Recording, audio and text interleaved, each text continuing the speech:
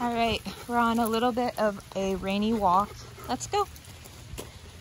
Getting Tobin introduced to, this is the transitional lead. So I've decided to use this because Tobin's a strong boy and he's a puller. So rather than wrestle him by strength with a traditional leash placed around maybe his neck or a harness, that puts you in a position where you're wrestling the full strength of the dog to redirect. And we don't want to do that because that's a high energy cost on both of us. It makes the walk less fun for the person and the dog. So we've got this neat tool. The transitional lead goes right over his snout here. And since he leads with his snout, just a light touch will kind of redirect him.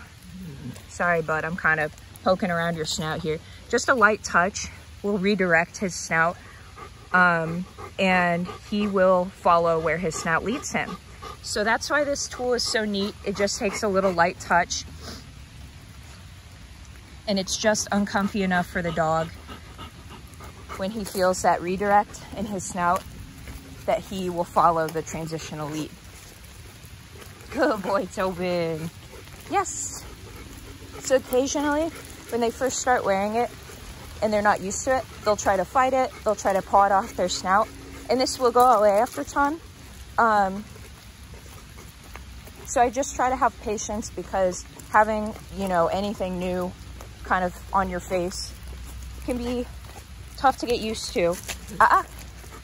So when he does have a little bit of a fit and try to paw the leash off of his face, I'll be patient and just give him a second, but then say, okay, Tobin, we gotta go.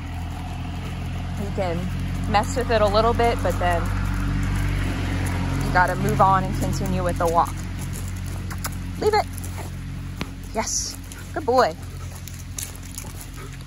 Leave it. Another thing I'm working on too is, yes, good boy, his attention. So if I notice he's really sidetracked by a creature or something moving in the brush, I'll give him like a leave it or a let's go or a hey Tobin or really anything to try to maintain like attention, eye contact. Leave it. Leave it. Yes, good boy.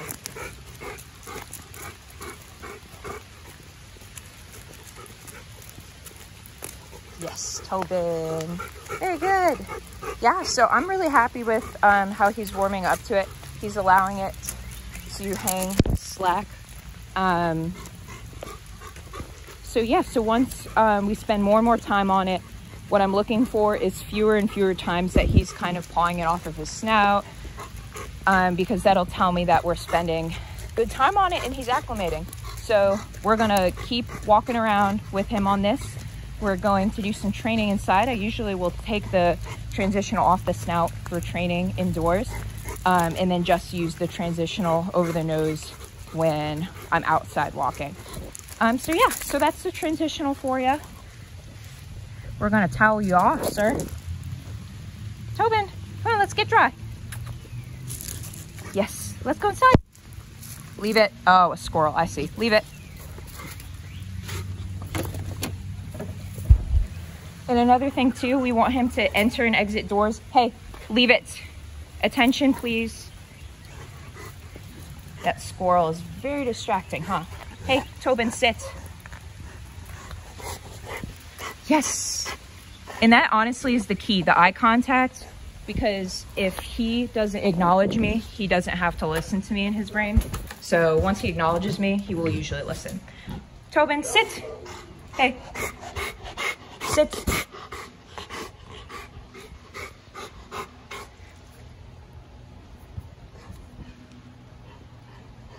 My little hint that I'll go to, because yeah, he's staring straight out the door at this squirrel. My little hint that I'll go to when I'm trying to do a sit and I'm not getting a good listen, kind of hard to show with one hand, but I'll just take like my palm and put it like right on his back here, just to remind him like, hey, earth to dog, you know. Sit. Oh yes, sit. There it is. Good boy.